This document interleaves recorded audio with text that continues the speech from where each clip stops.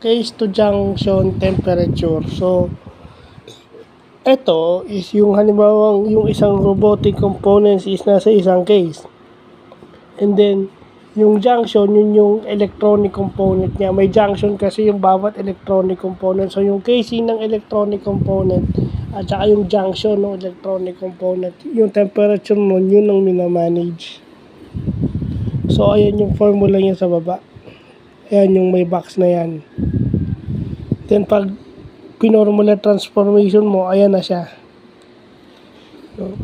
So, kailangan matuto rin tayo na pag we can manipulate our answers, you can manipulate formula to get answers based on the given data that we have.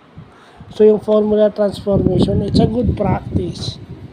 Actually, you work within the formula.